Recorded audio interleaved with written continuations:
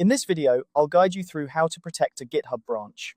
Protecting your branches is a crucial step in maintaining the integrity of your codebase, ensuring that only the right changes are made by the right people. Let's dive into the steps you need to follow to set this up. First, head over to your GitHub repository.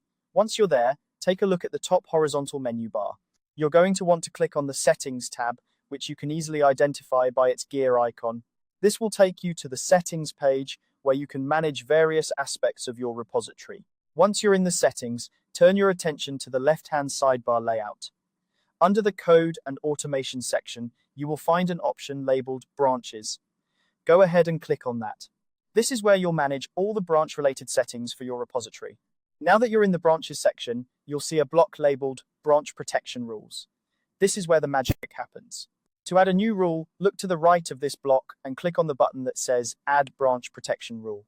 This will open up a form where you can specify the rules for protecting a particular branch. In the form that appears, you'll see a field labeled Branch Name Pattern. Here, you need to type the exact name of the branch you want to safeguard. Make sure you get the name exactly right, as this field is case sensitive and needs to match your branch name perfectly. If you're not sure, you can always check your list of branches in the repository. Once you've entered the branch name, you'll be able to configure various protection rules. These might include requiring pull request reviews before merging, enforcing status checks, or even restricting who can push to this branch. These options allow you to tailor the protection to fit your workflow and ensure that your branch is as secure as you need it to be. After setting up your desired protections, don't forget to save your changes. This step is crucial. Otherwise, all the configurations you just made won't be applied. Once saved, your branch will be protected according to the rules you've set. And there you have it, your branch is now protected. This simple setup can prevent unwanted changes and maintain the quality of your codebase. Remember, branch protection rules are a powerful tool for collaboration and maintaining the integrity of your projects, so make sure to use them wisely.